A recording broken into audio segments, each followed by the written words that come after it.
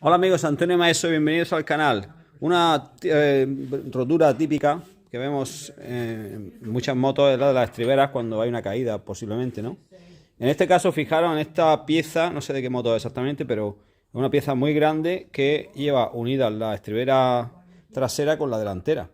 Así que, bueno, pues aquí tiene un cacho bastante dañado y vamos a ver si somos capaces de soldarlo, que quede suficientemente fuerte como para que, bueno, pues vuelva a hacer su trabajo. Aquí el tema está en intentar dejarlo, pues bueno, por aquí lo más liso posible para que, bueno, pues que quede estéticamente bien, puesto que aunque a mí me gusta siempre dejar la soldadura tanto como sea posible, sí que es verdad que en la parte trasera aquí tenemos bastante espacio para dejar un buen cordón que no se va a ver y sin embargo va a dar mucha fuerza a esta pieza, en la que, bueno, hay que determinar el tipo de aluminio para darle la aportación correcta y bueno, pues con todo ello voy a proceder y enseñaros cómo queda.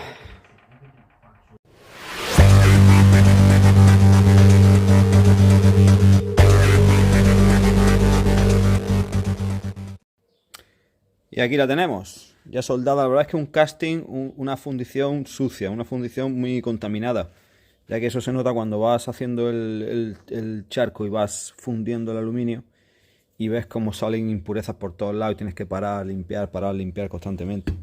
Pero fuerte por detrás y después una terminación un poquito mejor por delante, que ya es cuestión del dueño, pues no sé si dejar esto completamente liso o dejar el cordón, que siempre le da mucha más fuerza a la soldadura. Pero bueno, esta pieza, que creo que es de una Honda Varadero, me parece que es de 225, pues alineada, en posición, soldada y dispuesta a funcionar.